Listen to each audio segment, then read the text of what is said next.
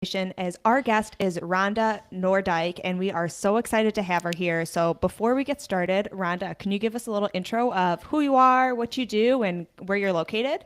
Yeah, absolutely. Well, thank you so much for having me today. My name is Rhonda Nordyke. I am a certified divorce financial analyst. I am the owner of Financial Divorce Advocacy, physically located here in the Midwest, about an hour north of Chicago. So I know I'm not too far from you guys, but work all over the country. So just really excited to be able to serve women from coast to coast and help them navigate through the financial aspects of the divorce process. Yeah, we're excited to have you on today and really share your expertise as we know, divorce is a life-changing about event, both emotionally and financially. So just to kind of kick it off, what advice do you have for women who are starting over financially after divorce, especially when it comes to setting new financial resolutions? Yeah, absolutely. I think, one of the biggest things, right, is a lot of times when women are coming out of a relationship, right, they have kind of divide and conquered. So many of them are feeling like they've lost their confidence around money.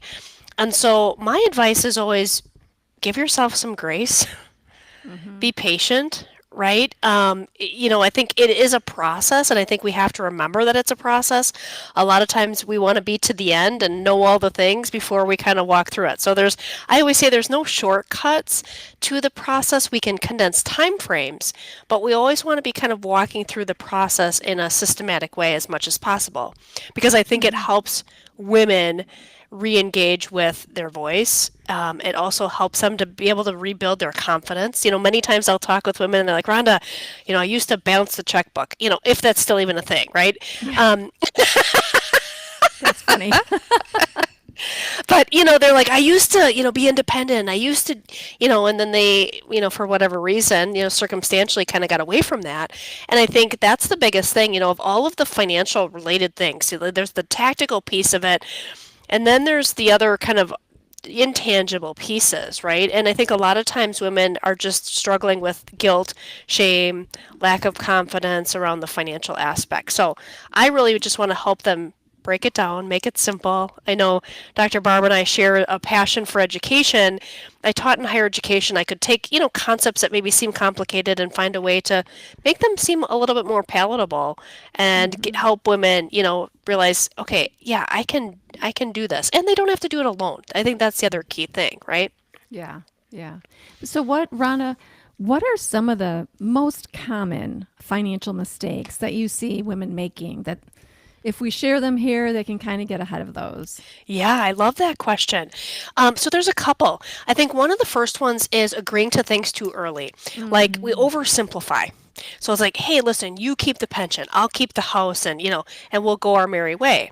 And while that might be fine, I always say like we have to look at a little bit deeper to say, is that really fine? mhm, And so that's probably the one thing. And the other part with that too is I think at the end of the day, women are they very much want to be people of integrity. If they say they are going to do something, they want to follow through. And so by them agreeing too early on, they kind of back themselves into a corner mhm. because they end up right saying, well, yeah, but I said, yeah, Yeah. but you said when you didn't have all of the information. So I always encourage people like hang tight and say something to the lines of, "Hey, I'm happy to make a swift decision when I have all of the information." Smart. Yeah, I remember talking to a financial professional. She said, I'm a financial professional. I was going through a divorce, didn't think I needed any experts in my team, and thought I can do this and, bulldozed ahead. And she said, oh my gosh, I regret that so much. I made so many mistakes. I didn't have a third party kind of look over everything. I rushed through it, which is another thing I hear women say. I just want to get it over with. So they don't take the time, like you're saying, to really get all the information. Yeah, absolutely. And I think the other mistake too, right, is sometimes women want to believe the best in their soon to be ex spouse, right? And they're like, Mm-hmm. Rhonda, he's telling me this is fair. He's telling me that, I'm getting a good deal. And I said, well, maybe you are. right? But we get to define that you're going to be fine, not, we get, meaning you, right? And I'm going to help you do that. And so that's been one of kind of the adages too, is we're going to define what fine is. But, to your point, Dr. Barb, I think at the end of the day, right, when I left the financial industry 10 years ago, you think, okay, I've got this great baseline of financial knowledge, which I did, but it took me years, several years just to get the terminology and the nuances, because the way that we look at the finances as it relates to the divorce process is different than if you're not going through divorce. And so there's all these little nuances and details that really at the end of the day do matter. Yeah. Yeah. And I know we've said this before on here as well, but like a dollar today is not a dollar tomorrow. And so you have to look at how all those buckets kind of work together to make what that money is going to be in the future. Because, you need the money you can get your hands on today versus the money that's going to help you in your retirement, and assessing all those different things. It's not just like you take one account and I take the other, but what are those tax implications? How are they going to grow? Do you have any penalties? Can I get cash out now? All these different things. There are just so many nuances. And so it's important to really assess what you have in all these different areas than just splitting, you take a bucket, I take a bucket. Yeah. Yeah. Yeah, absolutely. And it really comes back to, right, like, what are your goals and values? You know what I mean? I think a lot of times that gets lost too. Like, it sounds kind of like high level, but at the end of the day, it is so important. And I always tell people, when you know what your values are and you know what your goals are, right, that becomes the foundation for us to have these conversations. And so when we are in the midst of the negotiations, right, and, we're rolling up our sleeves and trying to come to a resolution, we have something to stand on because we've done the work. Like, is this in alignment with your values and your goals? And if you are giving up something, what are you getting in exchange? I think a lot of times women find themselves saying, yes, okay, yes, I'll give them that, or yes, I'll do this, or yes. And all of a sudden they're like, wait a minute, how did I get to this point? I gave everything away. Because I'm like, I just want to keep the peace, fine, I'll figure it out. And to your point, that's where I think women years later, right? When I started my business, there were so many people that said, Rhonda, where were you 10, 20 years ago? And I'm like, let's see, probably like high school, college, It was the business was a twinkle in my eye kind of thing, right? But at the end of the day, I think that's the part that women are like, well, I'll just figure it out. Well, yes, okay, yes, we can be, super women and all that, but we also have to be smart. And what's interesting too that I've noticed is that for the women that are maybe listening that are the higher income earner, and they're like, Rhonda, I'm the breadwinner, I'm the moneyed spouse, right? Here's what I've seen. And again, I would love to do a study on this because I find it so fascinating. And that is that the women that are the higher income earners end up giving way, way more, right, than their counterparts, because they're like, yeah, I'll just figure it out. I don't want to hassle, give, right? And the unfortunate part of that is 10, 20 years later, they're regretting it because they're feeling like, they're regretting their decision because they wish they would have, maybe not done that. And again, the laws are in place in hopes to be able to put some of those bumpers, right? But I think the other piece is that, especially for divorce, it's not black and white. And so every state, whether they're equitable distribution, whether it's marital property, I have said, listen, if it was black and white, my clients would be able to have, 5 different judges and they'd all rule the same. That's not the case. And so we have to be able to say, okay, and people hire me to say, okay, let's think through your specific situation. What are the levers that we can move to be able to help you get to a resolution? And the other part of it is, I'm not saying, yeah, let's just come in and take the guys out at the knees. Like, I actually had a client, right? Like, I don't hate men. I just want women to come into these situations well educated, empowered, having the confidence to be able to know what they're agreeing to. And if women having all of that make a decision, they've made an informed decision. Like, I'm cool with that then, right? Yeah. There was actually a client I was working with out of Colorado, and she was the higher earning spouse. And she had just kind of had enough and said, I don't care if my husband's homeless. And she was it wasn't just like an adage. Like, she was like, I don't care. Yeah. And it was one of the very first times that I actually fired a client. I'm like, I'm not doing this, right? I can't, because it's not right. And he has a right to some, and maybe not as much, maybe less than whatever. But at the end of the day, I'm not doing that. And so we ended up parting ways. And so I think it's important for people, especially women, who say, well, I want to play fair. I don't want to take advantage of him. I don't want to, take him to the cleaners. No kidding. right? I mean, there might be some that have that bitterness, but for most of the time, the women that I work with, and probably the ones that you guys are attracting, are the ones that really say, listen, I just want this to be as equitable and as fair as possible. The question is, how do we get there? Well, that leads me to my question around conflict. I mean, conflict is kind of a natural part of divorce. Yeah. Right? I mean, you can't really get divorced without some conflict and financial conflict, right? I mean, sometimes finances are the whole reason they are getting divorced.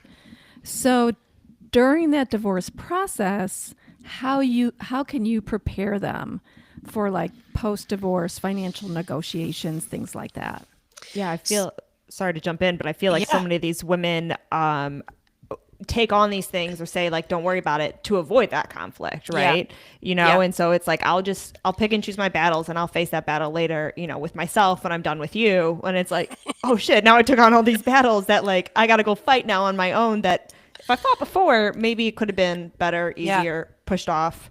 Yeah, I think that's a really good point because, from the negotiation perspective, the way that I look at it is we have one opportunity to get it right.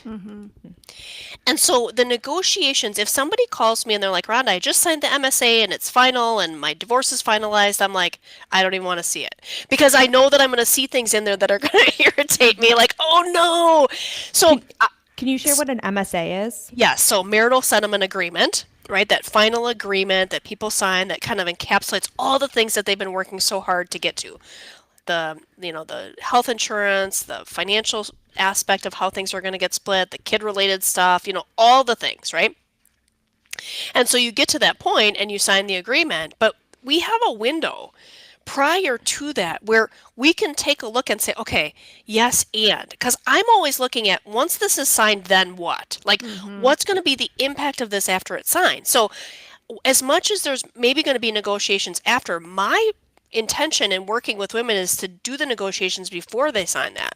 And so I Right. have a process that I take them through, and I'd love to share quick the acronym because I love it so much. So, and I'm a big acronym person, as you probably remember from doing the panel discussion live when we had that event in Illinois. But it's called ANOT, ANOT. And it's simple and easily applicable whether we're negotiating big stuff or little stuff, okay? And so it's acknowledge. The A is acknowledge, acknowledging something of gratitude, right? And we might have to dig deep for that, but like it has to be authentic, all right? Like just something simple, one liner that we're grateful for. Then it's naturally. So we always start with ourselves first, right?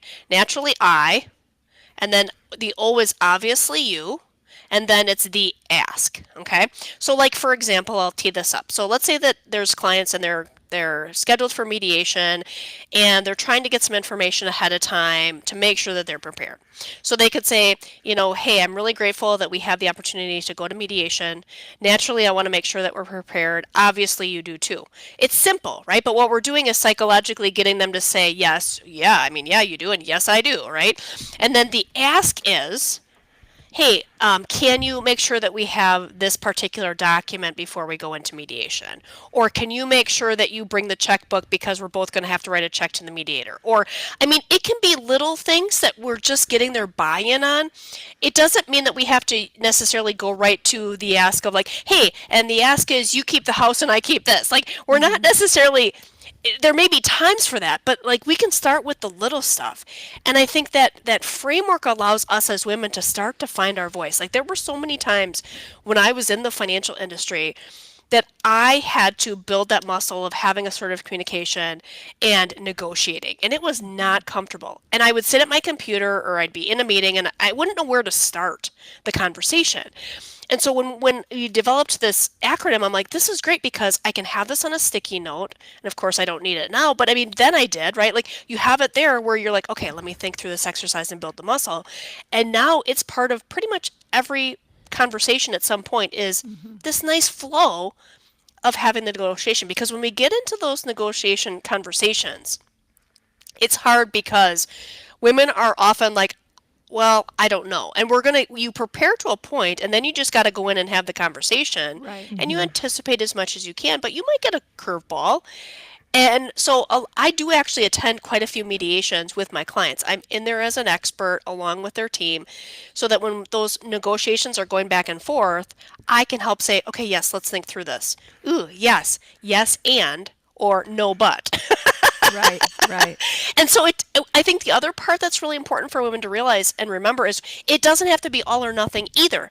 Like it can say, yes, I agree to this part, but I'm not really jiving with this. Can we do something about this part? So I think a lot of times we feel like it has to be black and white, like either we take the deal or no. But I think when we as women start to realize like we can push back, we can ask questions, we can say yes to certain parts but no to others, it just helps us be in those situations where we can be empowered.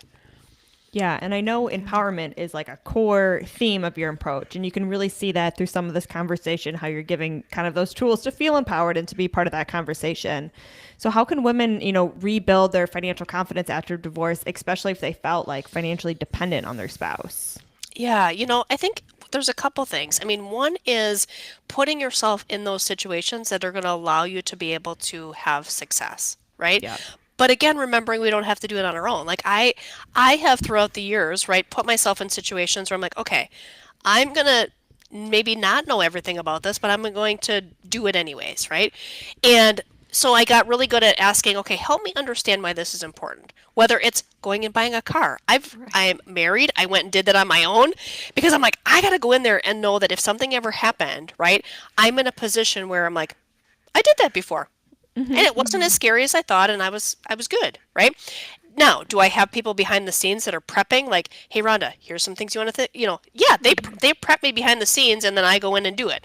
Or I bought an office space, right? Had never done commercial real estate in my life. I didn't even know. And the guy who was selling it was a commercial real estate broker, and I didn't tell anybody that I was doing the meeting because I wanted to go in and just say, hey, thank you so much for the information. I'm happy to make a swift decision when I have all the info. I needed to do a little bit more research, blah, blah, blah. And so, again, I put these situations in my life. Women are going to come out of the divorce process, and for those that I'm working with, the goal is for them to feel more confident, to know how to ask the questions, to lean into that. I think we do have to lean into our intuition, right? I mean, there is something innate about that helps us. We Yeah. have to be willing to ask questions, and we need to be willing to say, you know what, I'm going to make a decision, I'm going to take the risk, and if I make the wrong decision, it's okay because I learned from it, and then I'm not Right. going to do it again.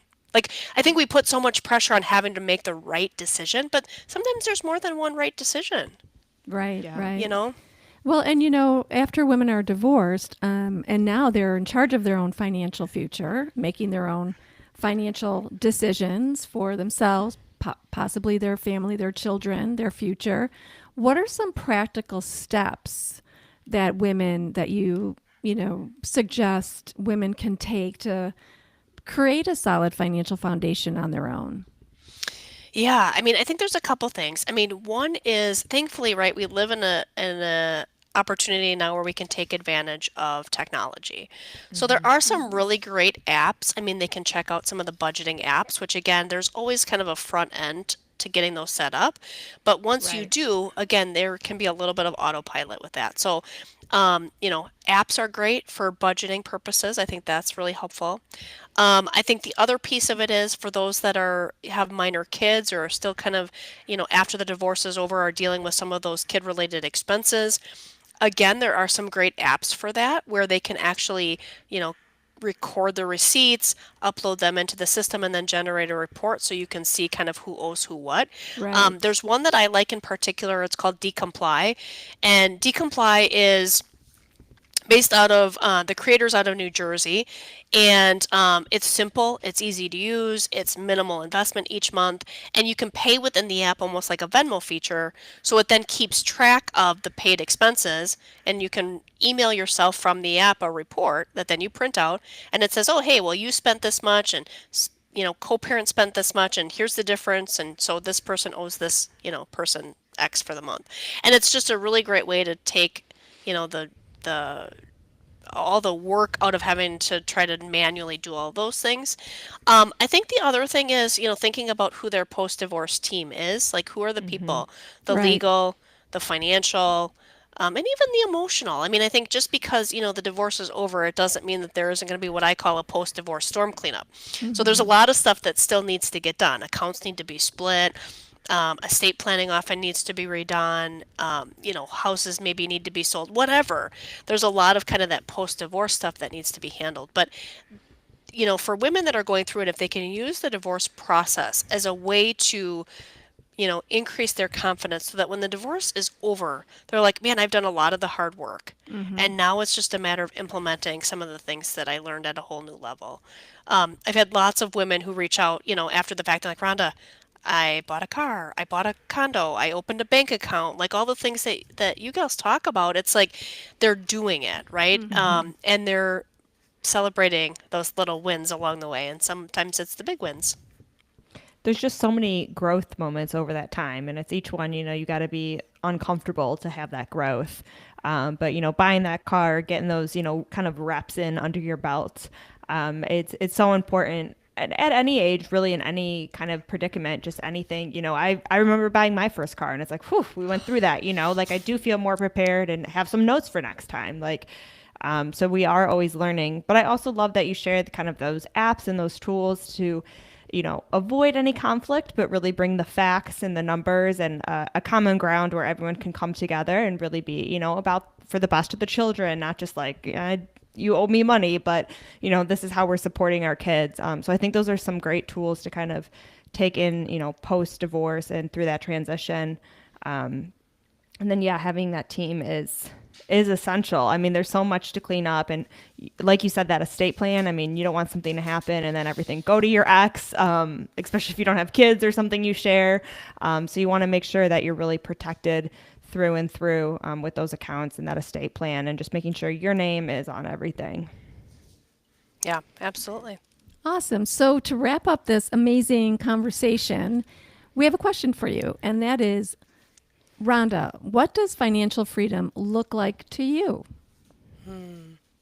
Financial freedom to me looks like the ability to have options, right? To be able to invest in the things that are important to me and to my family, and to have options in, where my kids go to school, or, what we do for vacation, or where we live, right? I mean, I think at the end of the day, for me, it's options. Awesome. Yeah, that's a great one. Well, we thank you, Rhonda, for coming on and sharing your expertise today. Of course, all your information will be in the show notes, so everyone can check it out and reach out to you. And we're excited for all the women that this is really going to help empower over 2025. So thank you for coming on today. Yes, Maggie, Dr. Barb, thank you so much. Thank you. We'll talk to you soon. Talk Bye. to you soon. Bye. Sweet. That was easy. Boy, you just knocked him out.